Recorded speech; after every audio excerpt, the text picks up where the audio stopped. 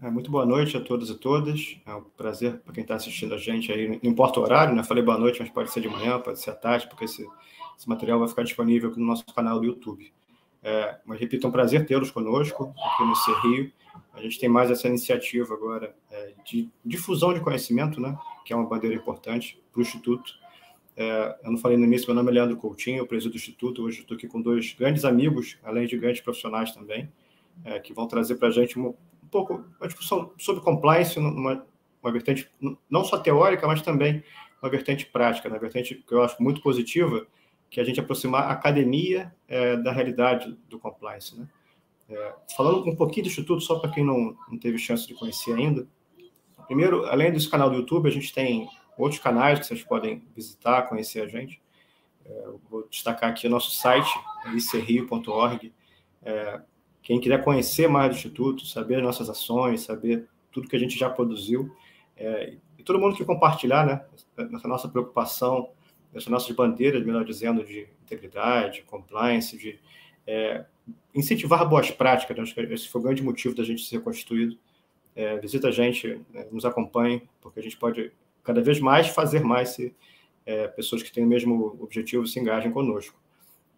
O Instituto, só bem rapidamente mesmo, a gente já está caminhando para o 4º ano de existência, e foi um período tem sido um período muito rico, né? Eu estou no 2º mandato da presidência, junto com vários colegas que estão desde o início também, fundadores do Instituto, e a gente já passou de centenas de associados, pessoas físicas, jurídicas, além de nossos mantenedores também, e a gente consegue e tem conseguido fazer coisa nessa missão principal, né, que é fomentar a prática do compliance.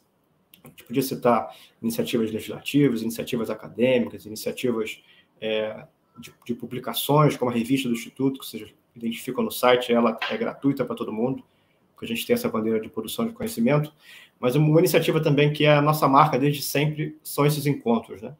É uma pena a gente não ter disponibilidade de se encontrar pessoalmente, dado o cenário de pandemia, mas mesmo com a pandemia, que já se arrasta aí por 1 ano e meio, a gente não deixou de se reunir.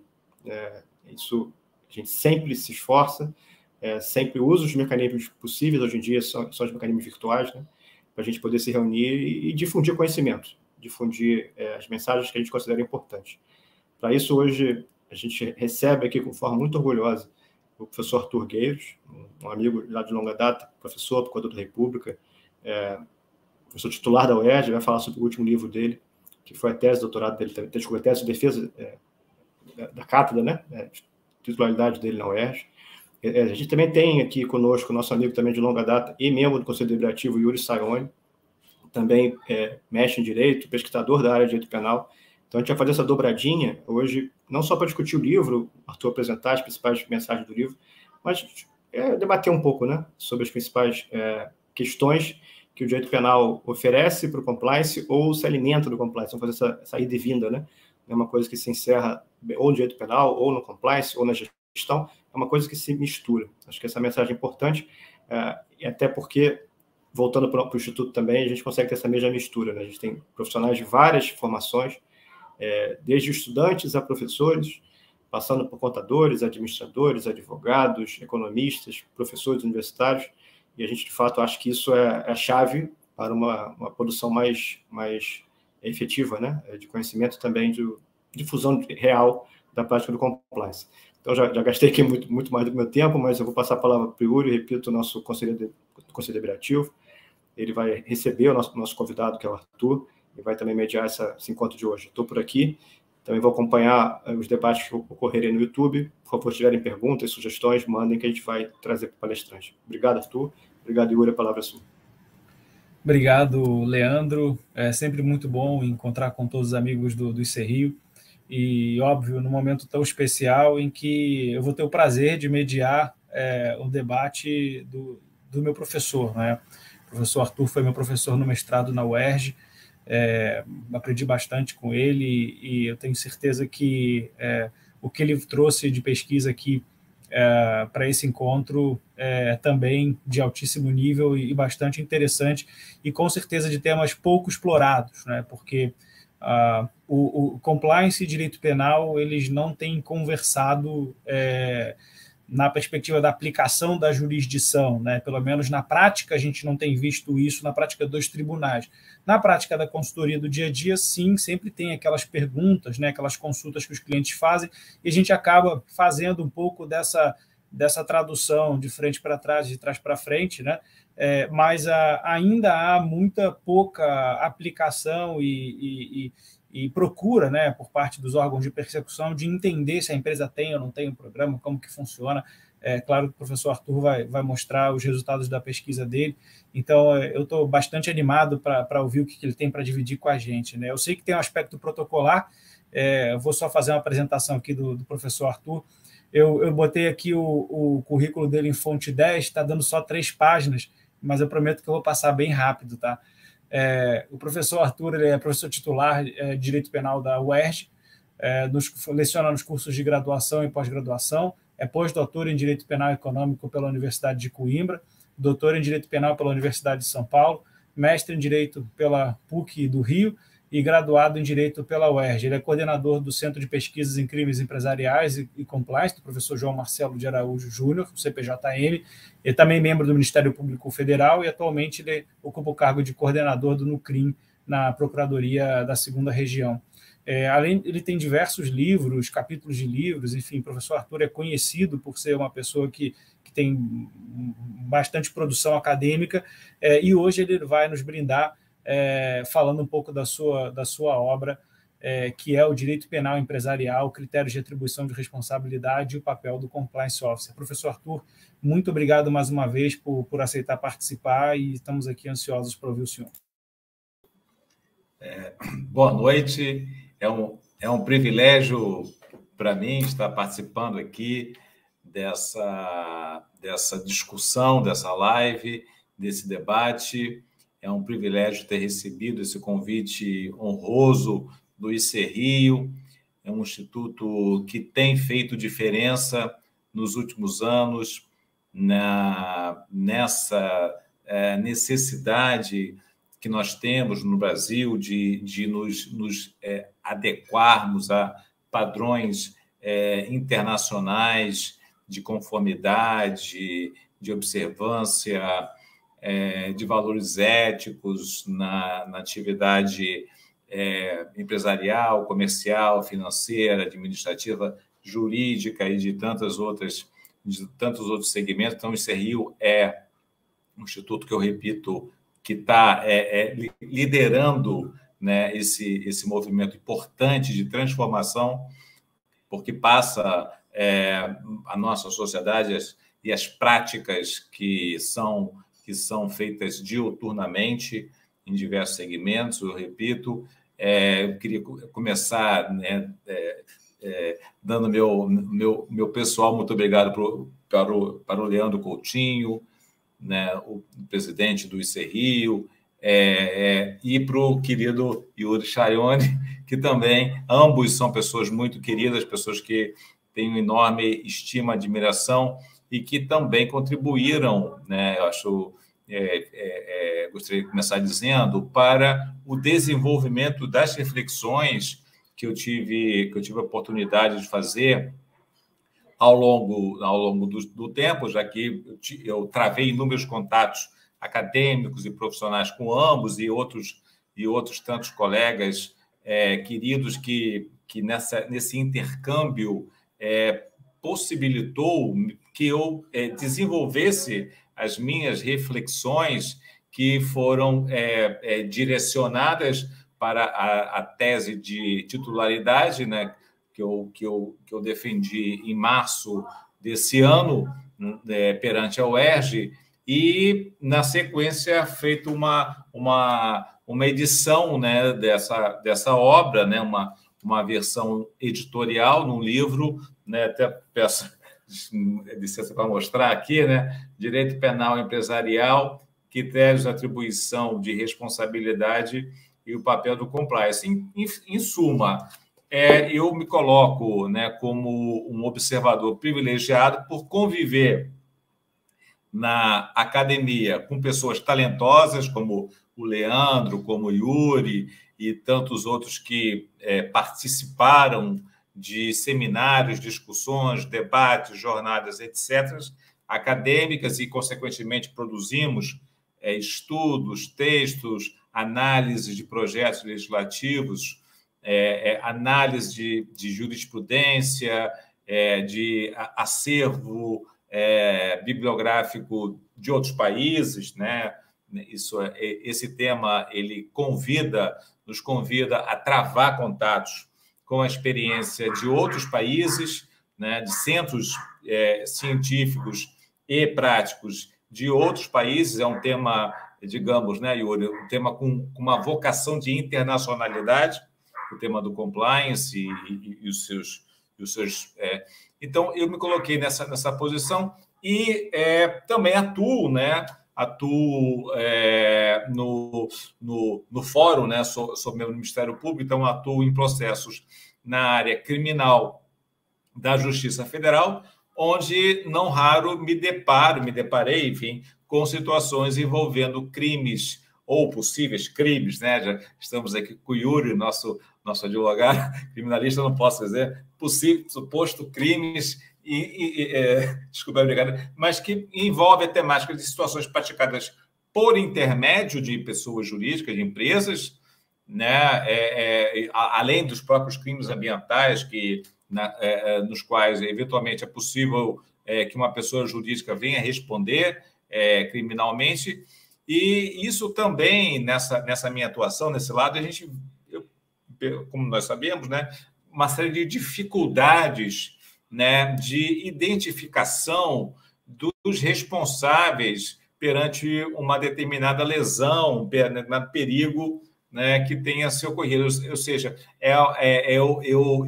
eu tentei juntar, né, várias pontas, né, de questões, vale dizer, a problemática da responsabilidade penal individual através de um crime praticado por uma empresa, a responsabilidade penal da própria empresa, as discussões que existem e, em paralelo, a eclosão, né, difusão e a adoção no Brasil, assim como em outros países, dos aportes trazidos pelas estratégias de autorregulação regulada, né, nas quais os programas de compliance, os programas de integridade ou de conformidade, expressões sinônimas, eles são o carro-chefe, né? E as transformações que, na ordem legislativa da generalidade dos países, na ordem supranacional, isto é, tratados, convenções, ou normativas, né, de agências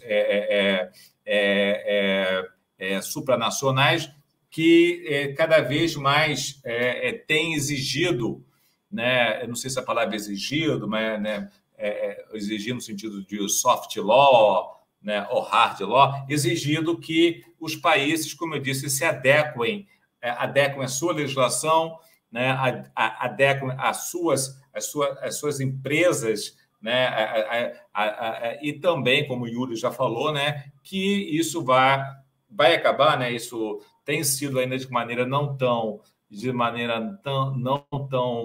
evidente na prática dos tribunais, né, no que diz respeito. Enfim, são questões, né, relacionadas à temática do direito penal econômico na atualidade, na perspectiva da teoria e da prática. Então, o trabalho, né, o livro que eu publiquei, né, como eu costumo brincar, o livro que eu cometi, né, foi tentar trazer, né, dentro de uma determinada sequência expositiva, essas diversas questões da atualidade.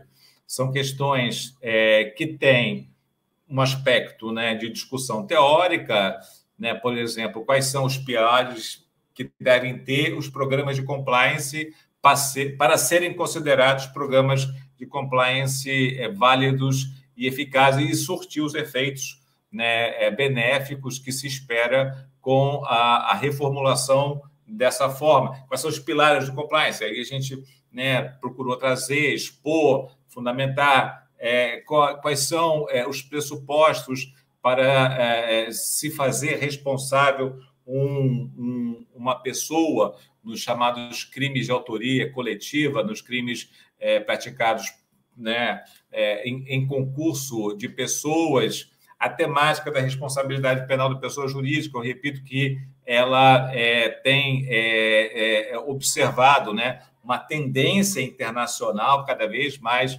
os países parecem abraçar a punição da empresa em sede penal, não apenas em sede regulatória, em sede administrativa. Isso me parece uma tendência incontornável, né? Já tive a oportunidade de dizer isso recentemente num outro debate que eu participei.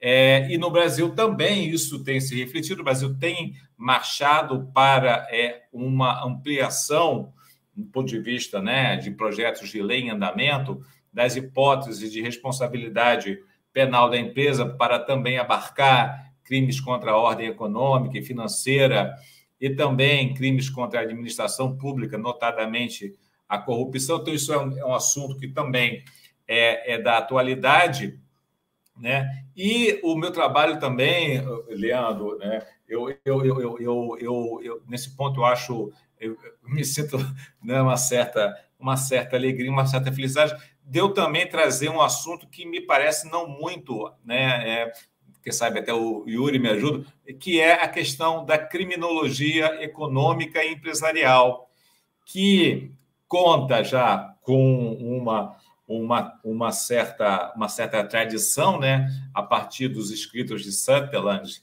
né, para cá, e uma série de teorias que auxiliam a compreensão, né, dessa questão, né, da compreensão por quê, né, acho que esse seria o grande ponto de interrogação, por que pessoas em situações de organização de uma empresa praticam infrações regulatórias ou infrações penais. Então, a criminologia ela traz uma série de explicações, né, para esse fenômeno, né, a partir da compreensão da noção do criminoso de colarinho branco.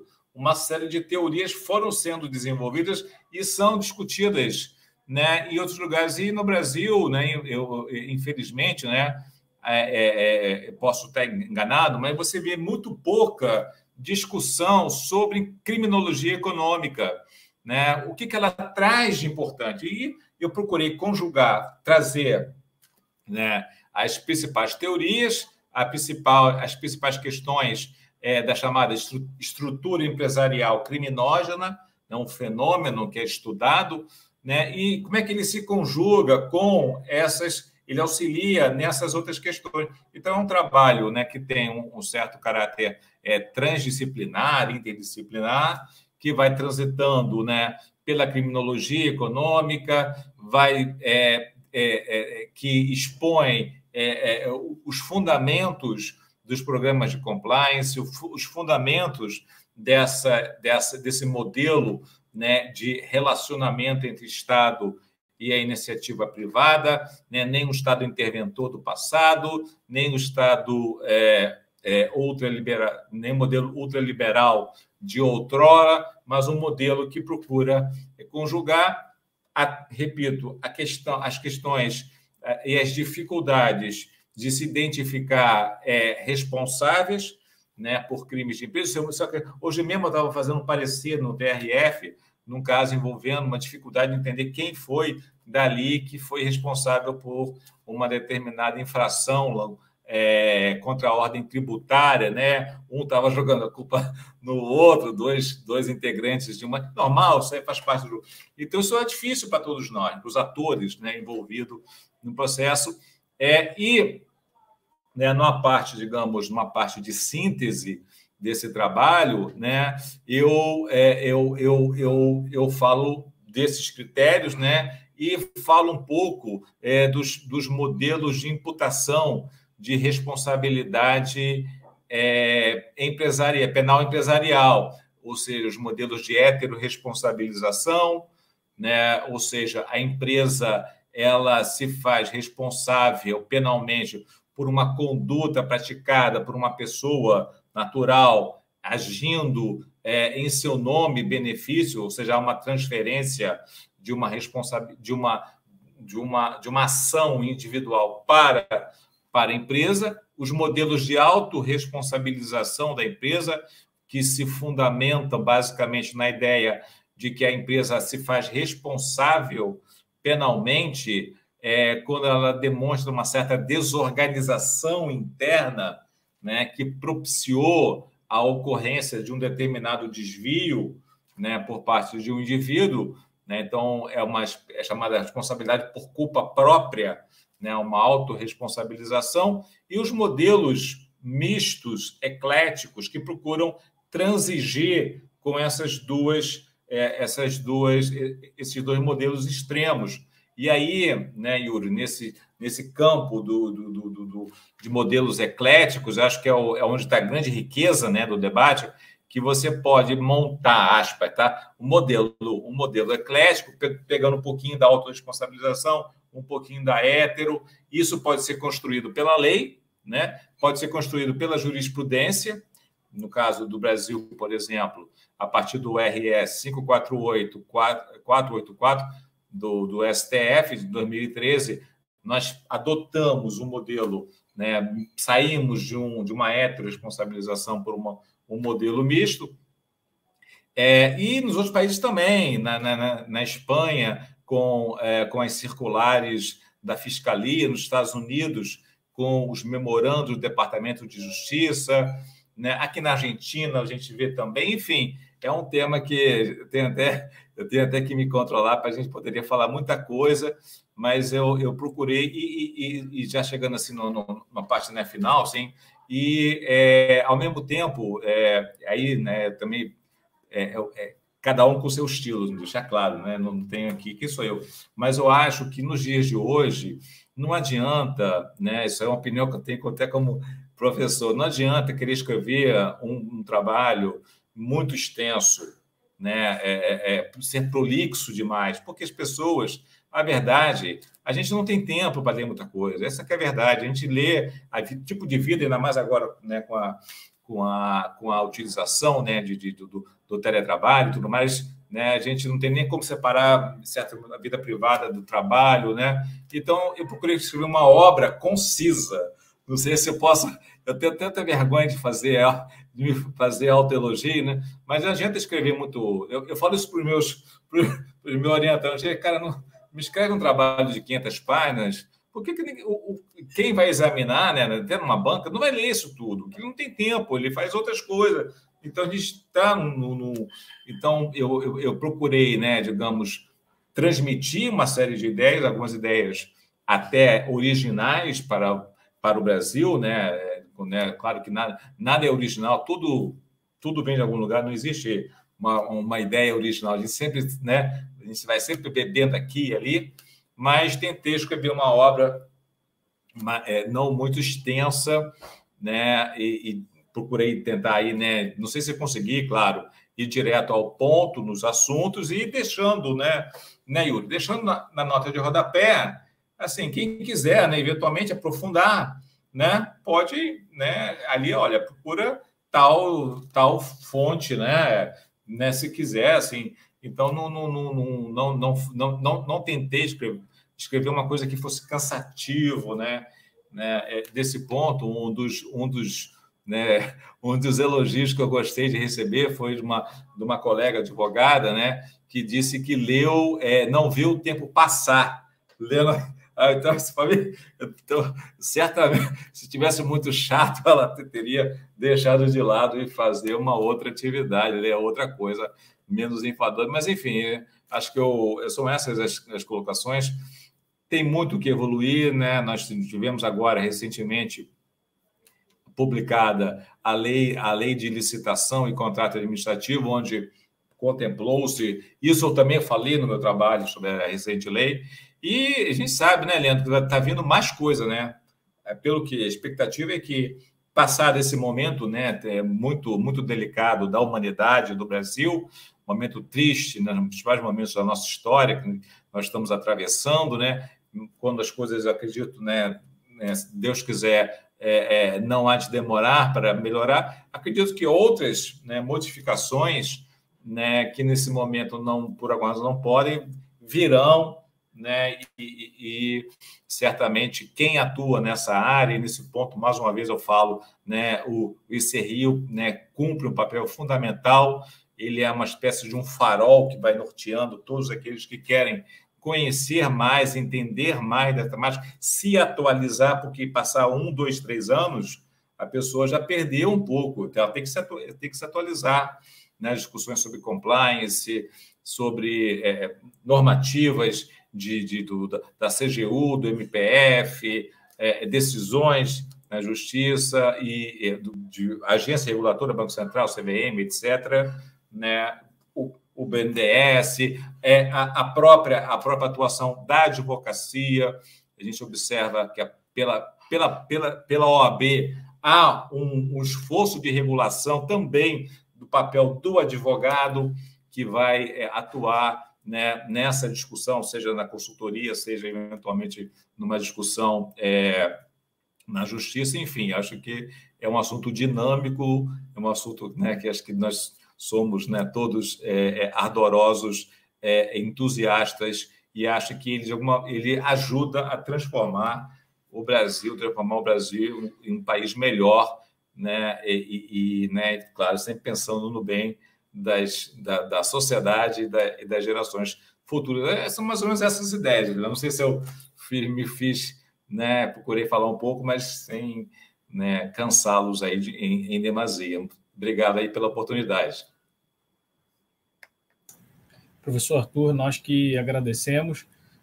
Bom, eu tenho minha maior preocupação aqui é com relação ao tempo, porque dos temas que o senhor levantou, eu acho que eu já escrevi uma página aqui de anotações, né? Mas vamos tentar trabalhar com temas mais gerais para a gente conseguir ter o maior proveito. Eu acho que eu gosto muito desse tema da ideia de você pensar em culpa própria, na desorganização interna, porque eu acho que a Lava Jato ajudou a consolidar um entendimento quando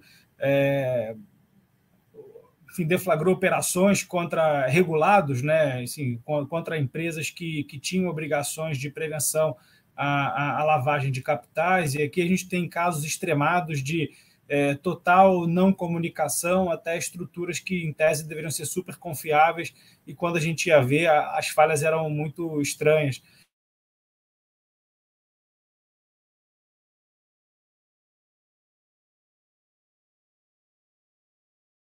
Que está sujeito a uma responsabilidade meramente administrativa, né, a coautor do crime do seu cliente. E aí, engraçado que a gente viu a consolidação desse modelo de estrutura para compliance de AML, né, de PLD, mas a gente não tem esse debate ainda para o compliance de prevenção à corrupção. E um outro ponto, antes de devolver a provocação, é que dos últimos normativos de atualização, né, de normas de PLD, eu falei isso para o... Eu me esqueci qual foi o diretor da CVM com quem eu tive palestrando no evento, que a CVM foi muito bem e o Banco Central foi muito mais ou menos nas novas normas, né? E na 617 da CVM, na instrução, inclusive tem a previsão de responsabilidade solidária da diretoria executiva do regulado, caso a área de compliance não seja adequadamente estruturada. Então, administrativamente, foi um avanço que eu considero assim, sensacional. Mas eu queria ouvir um pouco as considerações do senhor relativamente a esse tema. Bem, Yuri, realmente são temas instigantes, né, provocativos. Eu vejo, né, eu acho, né, assim, vejo que em algumas áreas ocorreram evoluções mais significativas do que outras. Outras, me parece, ainda está... Então, não é uma coisa uniforme, né?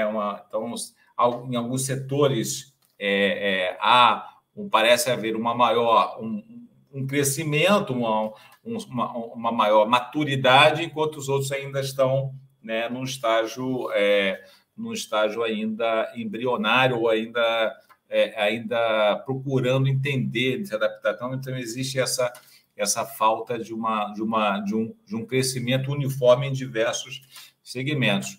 No âmbito da corrupção ou da prevenção de corrupção ou nos subsistemas, né, de prevenção à corrupção, me parece que tem havido um salto evolutivo, né?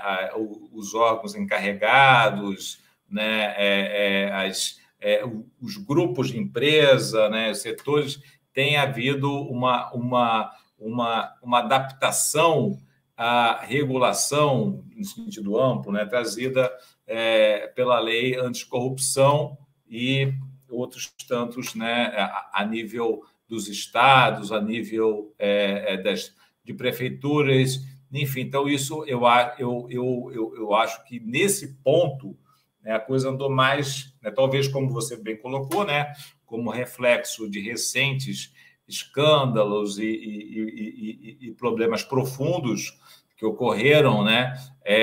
Então, esse setor parece mais desenvolvido. Outros setores eu vejo ainda a coisa um pouco confusa, né? Como você falou, né? Não muito claro. Eu acho que essa é um dado da realidade. O que é preciso, né? Fomentar essa discussão, fomentar a crítica, né? A massa crítica com relação a setores que a gente vê que ainda se ressentem, né, de uma adequação, e aí, né, vai entrar, né, outras questões envolvendo, né, e com relação, você mencionou da questão da atribuição de responsabilidade, seja por culpa própria, seja, né, levando em consideração o comportamento de algum agente qualificado ou até mesmo de pessoas de outro escalão ou até terceiros relacionados com uma empresa, isso também é outro tema. E eu mencionei no final, né, no meu trabalho, algumas teorias que têm surgido, né, que procuram ser mais, digamos, mais realistas, né, como o modelo antrópico de responsabilidade penal, que revaloriza o papel do agente, da pessoa física, dentro de uma empresa. Ou seja, essa ideia de culpa própria ela é muito interessante, mas ela tem alguns pontos difíceis de explicar, né? Se fosse só uma empresa dizer que ela vai reformular, bastaria que isso acontecesse. Na verdade, ela tem o elemento humano interno que faz a diferença, né? E o modelo antrópico ele procura atribuir a responsabilidade da empresa a partir de comportamentos de agentes internos dentro da. Então, ele é um modelo, né, que transige, né, e que tem sido estudado, né? O professor Aguilera Gordilho, que é uma pessoa, né, uma pessoa fantástica, uma pessoa interessante para trazer para um debate, Leandro. O professor Aguilera, a gente tem um contato, né, ele poderia, né, ele é um advogado, né, então ele mostra um pouco de um certo artificialismo, achando que aquela autorresponsabilização, basta a empresa dizer que ela agora tem um compliance, que está tudo resolvido. Não é. Né? Precisa treinamento, precisa investimento nas pessoas, né? Sempre vai ter, né, características pessoais em decisões isoladas ou colegiadas que não podem ser deixadas de lado. Então, isso é um outro tema interessante da atualidade. Yuri, se me permite aqui um pequeno à parte também. Primeiro, para passar as mensagens que a gente tem recebendo aqui no YouTube, professor Arthur, vários colegas do Instituto, colegas do CPJM também, que eu faço parte, tenho muita honra de fazer parte, todos acompanhando a gente, então é um prazer não vê-los, mas pelo menos ler aqui as mensagens, todos com muito carinho e muitos elogios à sua obra, como não poderia deixar de ser.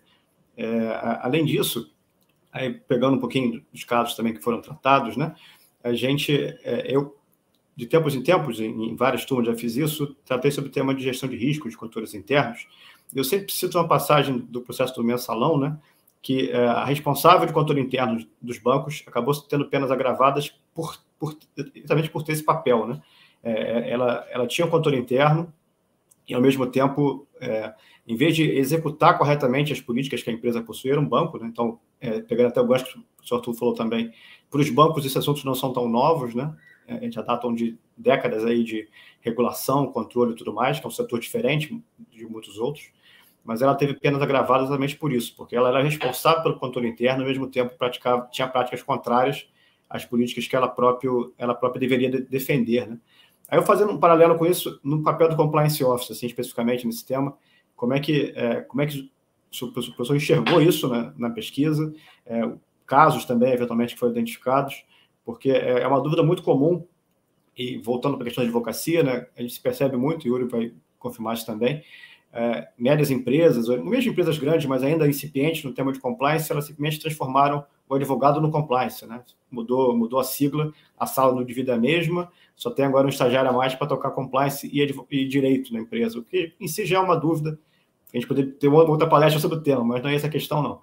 Então, a questão prática é, o compliance officer, né, efetivamente, né, aumenta o risco, diminui o risco, o que se espera dele, qual a independência que ele poderia ter, dado que a jurisprudência, por exemplo, nesse caso foi tão emblemático, apenou de forma mais grave aqueles que estavam responsáveis pelo controle interno. Essa é uma sugestão para a gente falar mais um pouquinho.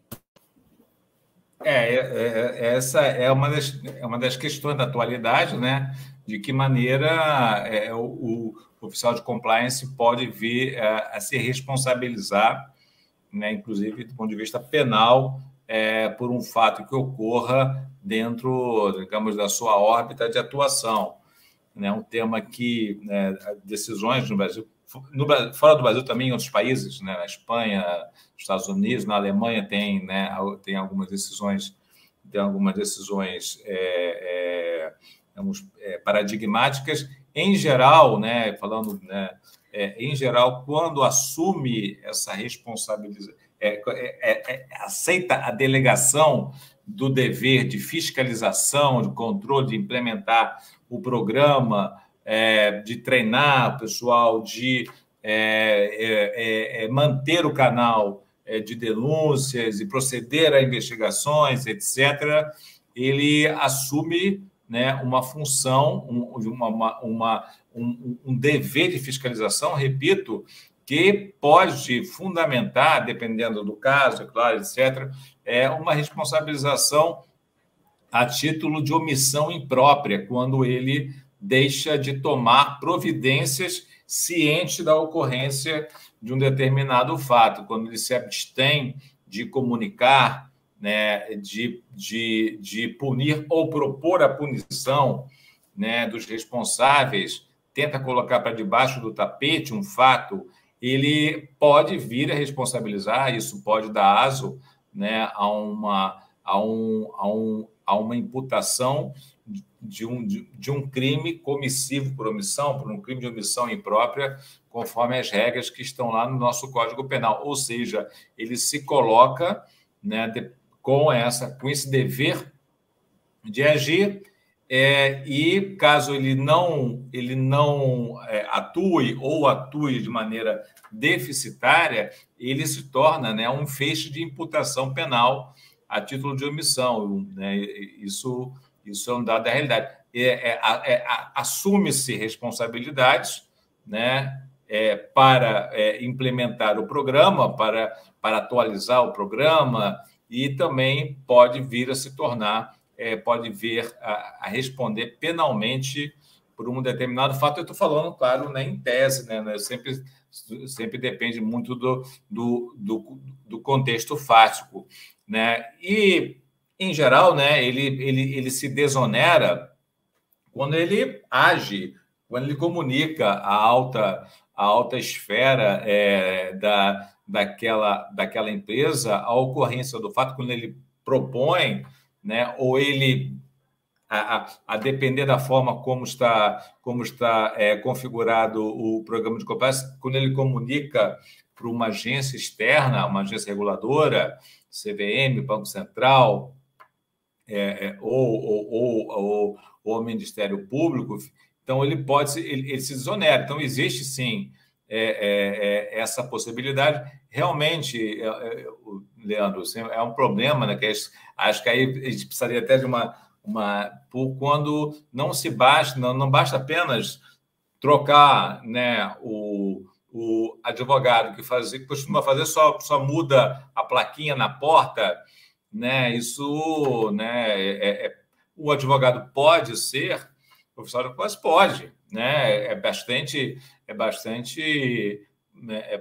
pertinente às atividades de advocacia, né? O Yuri pode falar melhor do que eu, que atue. Outro profissional da outra área também pode. Não é um trabalho exclusivo de advocacia, né? Em outras áreas também a pessoa pode se qualificar para ocupar essa função. E pode acontecer, né, de existir até um conflito entre o que pensa um advogado da empresa e o que pensa o oficial de compliance. Pode existir, né? Eles têm funções distintas, não são idênticas, né? Não sei se pode depende do tamanho da empresa, né? A gente está, né, falando aqui uma série de variáveis, mas pode haver um conflito entre eles até.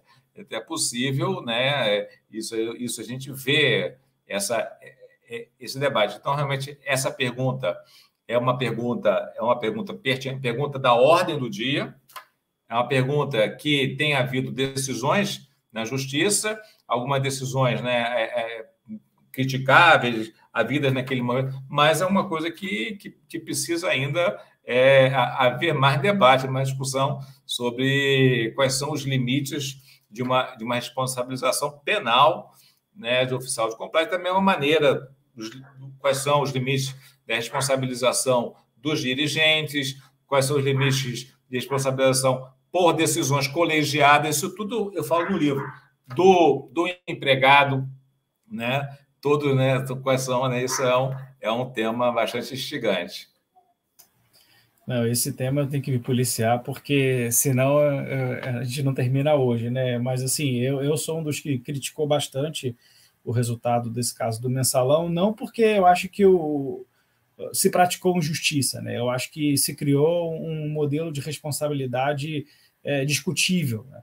Porque a ideia de você alçar o compliance officer à posição de agente garantidor não está amparada no fato que fundamentou o julgamento, quando a gente teve, aparentemente, né, pelo que se diz nos autos, a prova de que as pessoas do time de compliance agiram, né, adulterando relatórios de risco para oferecimento de crédito ao Partido dos Trabalhadores. Então, não dá para se falar em omissão quando, na verdade, houve uma ação dolosa. Mas acho que é um pouco do que tem que se colocar, mas eu reconheço, e eu sei que eu sou minoritário nisso, que a doutrina brasileira replicou o resultado como se fosse a posição definitiva que melhor enquadre a situação. Mas o que eu queria explorar um outro ponto aqui, mas só para fazer um último comentário, porque quando a gente olha a organização da estrutura, né, inclusive dos contratos de trabalho dos compliance officers e dos encargos que ele tem, né, em cada empresa,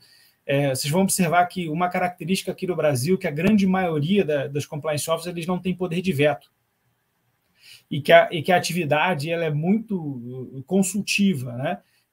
E aí, talvez, na situação em que ele tem poder de veto, ele se coloque já naquela situação do órgão colegiado, em que ele teria a obrigação de atuar conforme a deliberação, que aí, para quem não pega o direito societário, ele tem que ir contra, porque se ele simplesmente se abstém, ganha a maioria, se a maioria aprovar, isso é sim, né? Então, o pessoal que não interpreta a norma societária dança também na hora de montar a estratégia. Mas o ponto que eu queria explorar aqui é o ponto do canal de denúncia. Uma situação muito corriqueira que chega aqui no meu dia a dia, passa por duas situações distintas, né? Então, chega lá no canal de denúncia uma narrativa de um fato que já aconteceu e ele se consumou, eventualmente já se exauriu ou não, mas ele está consumado no passado. E o outro ponto é a notícia que chega do fato que está em andamento, né? Ou seja, eu dentro de algum fluxo, dentro de alguma política que eu tenha, eu possa exercer, embora, vamos dizer assim, a auto-administração não envolvida no ilícito, a auto-administração ela tem o poder diretivo de intervir no curso causal, interrompendo aquele curso causal. E eu queria que o senhor explorasse um pouco esses dois momentos, porque a questão de dever de reporte, se não for funcionário público, é bem discutível em termos de legislação brasileira, mas nessa do dever de agir para interromper o curso causal, esse é um ponto que sempre gera dúvida aqui, e eu sempre tenho que responder. Eu queria ouvir do senhor.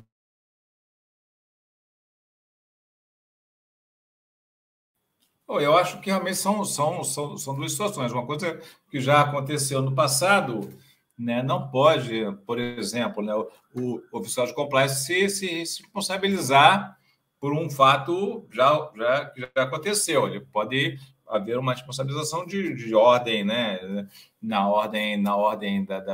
no âmbito, né, daquela organização, mas não do ponto de vista penal. Se está acontecendo, né, e ele recebe, através do canal de denúncia, essa informação, né, e não há, como você falou, intervenção nem dele, nem por parte, né, da autoesfera, eu acho que pode haver responsabilização desses que se omitiram.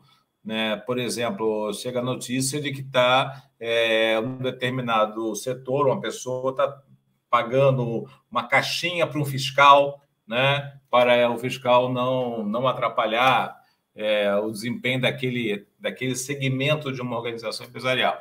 Uma coisa que, se já aconteceu, né, já acabou, já exauriu um ato de possível ato de corrupção, aí isso tem determinado dinâmica de encaminhamento. Agora, se está acontecendo, né, essa caixinha, né, e se abstém, eu acho que pode vir a responsabilizar, né, na forma da omissão imprópria, né, mas sempre uma coisa é uma imputação objetiva, outra coisa é uma imputação subjetiva, se ele age com dolo ou com culpa, né, dependendo se o crime prevê a modalidade culposa, né, de punição. Então, nesse caso, eu acho que é possível, né, havendo, né, essa omissão, uma coisa que está acontecendo, né, dependendo do caso, né, é uma discussão, é um debate que pode haver, assim, uma responsabilização, né, se não há uma intervenção, porque a questão não é só de fiscalizar, né, mas de intervir, né, naturalmente, né? Então, eu acho que pode sim existir, mas isso sim depende, né, Yuri? Se se trata de alguma coisa da esfera administrativa, da esfera penal, né? Por exemplo, aquela questão, né, da lavagem de capitais de pessoas que têm deveres, né, de velar para a não ocorrência de atos suspeitos de lavagem, né? Aquele dever administrativo lá, que está lá, né? E várias, né? A lei ampliou vários agentes obrigados, né? Se aquela infração administrativa, né, daria aso a uma punição também penal, né? Esse é um debate bem instigante. E você quer falar, Leandro? Só para lembrar que o tempo está passando voando demais aqui, a gente já está próximo das 8 horas, então acho que cabe uma pergunta ainda, sem dúvida, só para a gente não perder o tempo também. A audiência está alta e tem muitas interações aqui. É só para passar duas perguntas que chegaram aqui pelo chat também, só para a turma participar junto conosco, né? A primeira delas, se o dever de reportar pode surgir do Código de Conduta, já que a figura legislativa, como o Yuri ressaltou, né, não é regra no Brasil. E também se poderia falar um pouquinho mais sobre o referencial antrópico abordado no livro. Eu sei que o tempo é curto, mas foram boas sugestões que eu fiz questão de registrar para o professor aqui. Eu acho que sim, acho que o dever de reportar pode constar do código de conduta, do código ético de conduta da empresa, né? Em alguns países, né, existe até um dever, né, como na Espanha, né, uma coisa né? Aquela discussão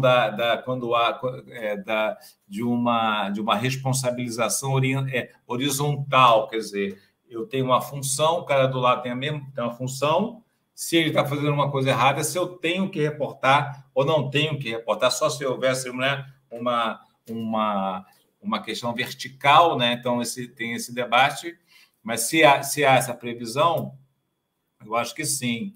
E com relação ao modelo antrópico, né, eu fiz, né, caso alguém, né, queira, eu fiz uma resenha ao livro do professor Aguilera Gordilho, Manual de Direito Penal em Espanha, um livro excelente, né, um livro prático também. Eu fiz uma resenha a esse livro e saiu no número 1 da revista científica CPJM.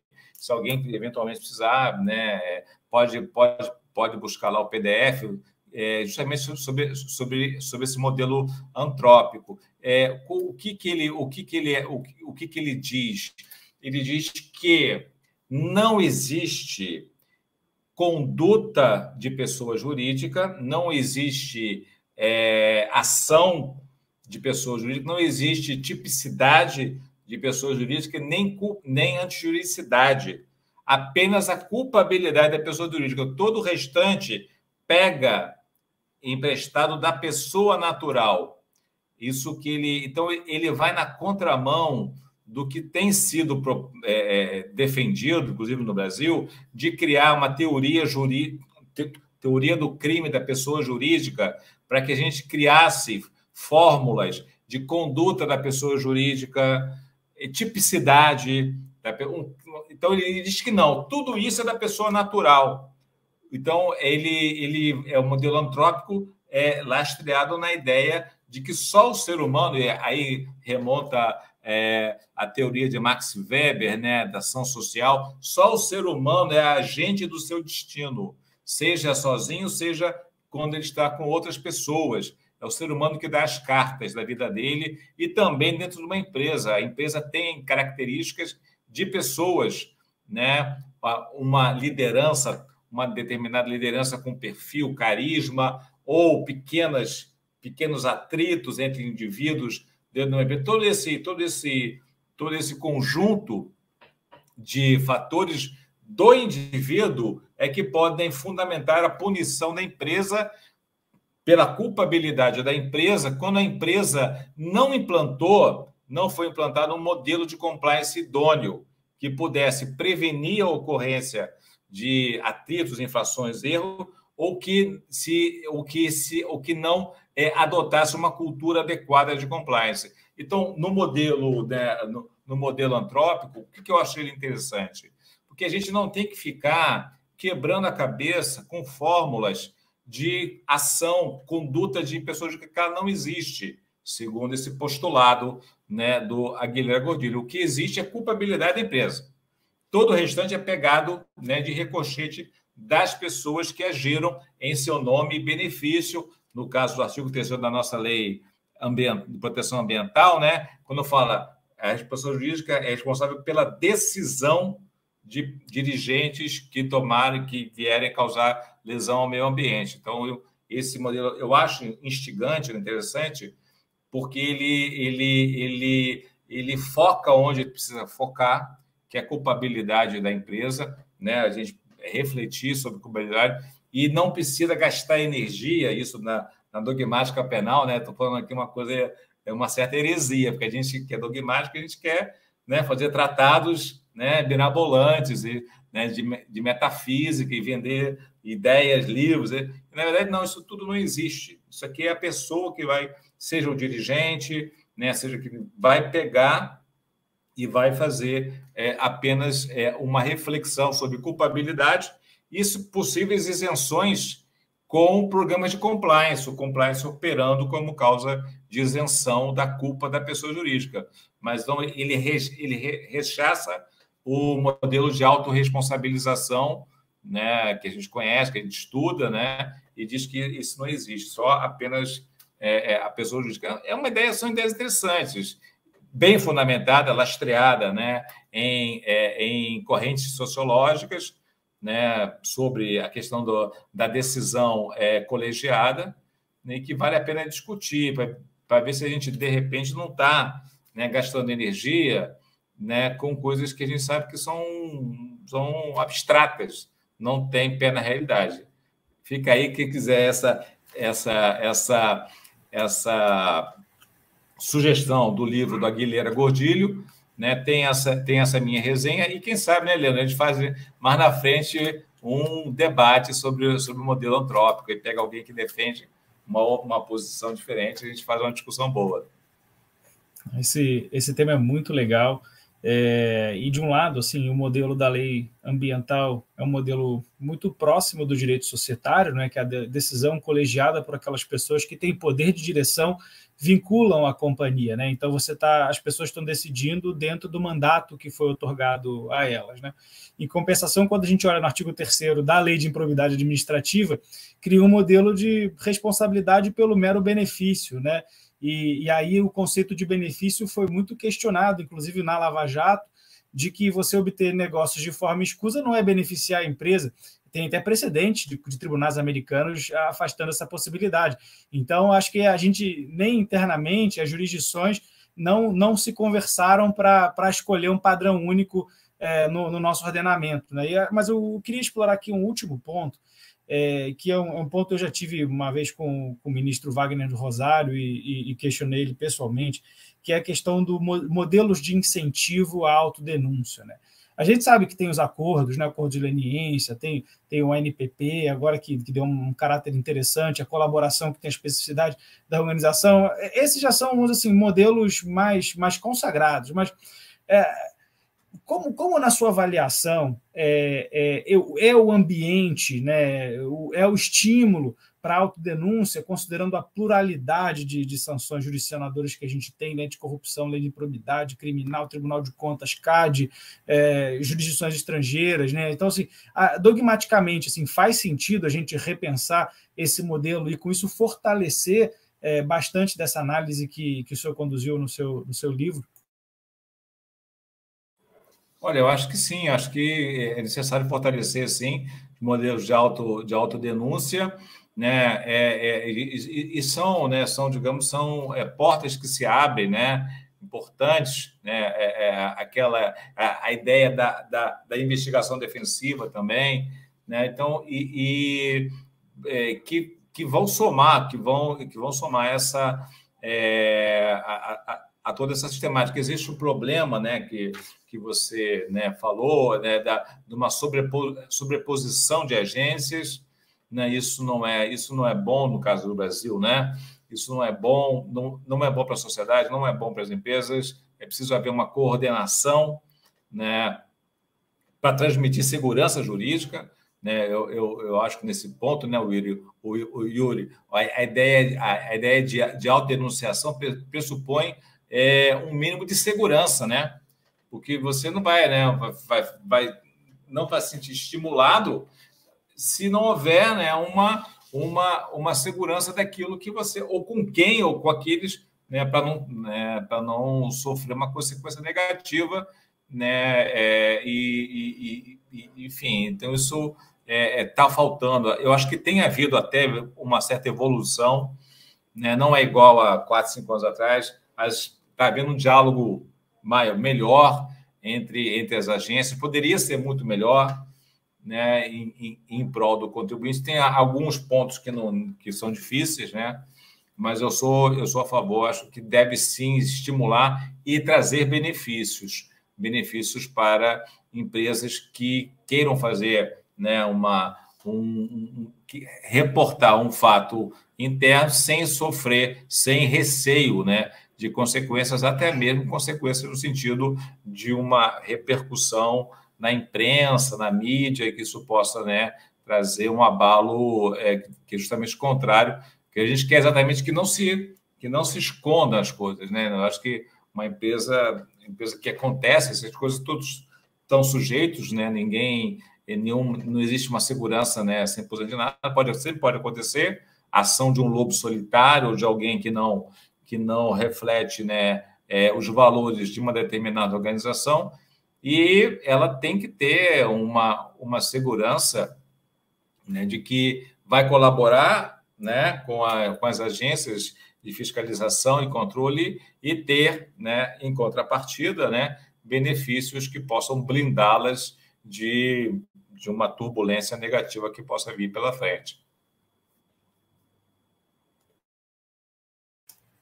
Leandro. Infelizmente, o tempo corre, né? O tempo ele não para a gente aproveitar de forma mais lenta as boas discussões, mas eu estou enxergando isso aqui hoje como a primeira de muitas, porque foi extremamente produtivo. Então, eu devolvo a palavra para vocês para as considerações finais, depois a gente encerra por aqui, mas já agradecendo muitíssimo pelo tempo, professor Arthur, Yuri também, como foi nisso, meus amigos de longa data, foi, além de tudo, um clima muito positivo, de amigos mesmo, né? Uma ótima conversa. Agradeço a todo mundo que acompanhou também nas redes sociais do Instituto.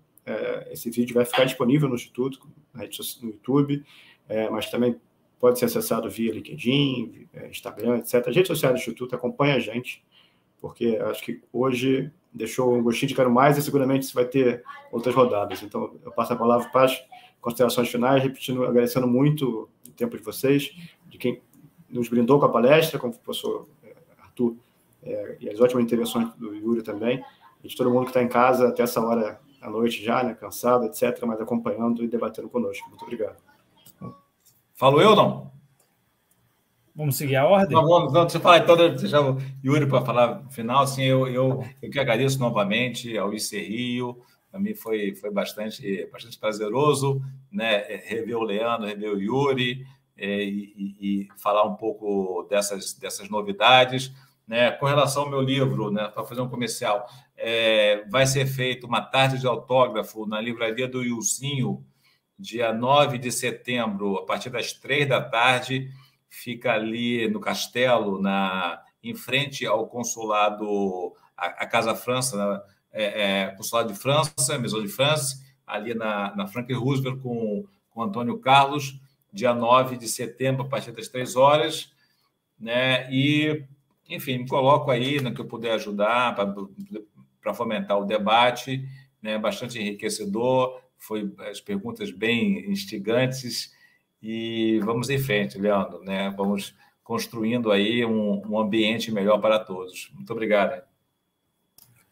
Olha, para falar pelo final, eu me senti ainda mais prestigiado e eu só posso agradecer, primeiro, o convite para estar aqui e a aula do professor Arthur.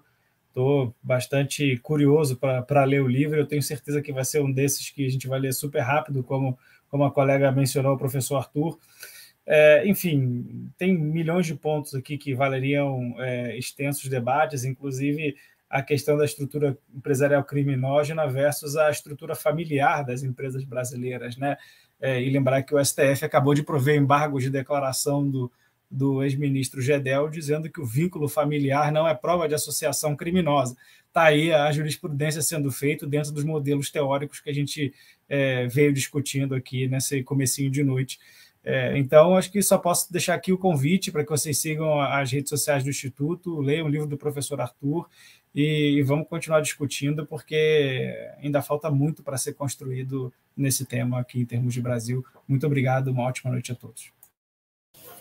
Só para o fechamento, depois da fala do Yuri, perfeita, a gente para associados, né? A gente está na fase de levantamento de artigos para a nossa revista, até o período de setembro. Já fizemos um convite para o professor Arthur para também publicar na nossa revista, será uma honra. Quem quiser baixar as revistas anteriores, estão todas no nosso site, que eu falei no início, icerrio.org. A gente consegue obter todas as revistas do Instituto já, e a quarta está vindo por aí. Então, para quem é associado, quem quer participar conosco, o momento é esse para publicar também, tá? Muito obrigado mais uma vez, muito obrigado, professor Arthur, muito obrigado, Yuri, muito obrigado a todos e todas. Uma boa noite e até a próxima. Acompanhe o ICRI.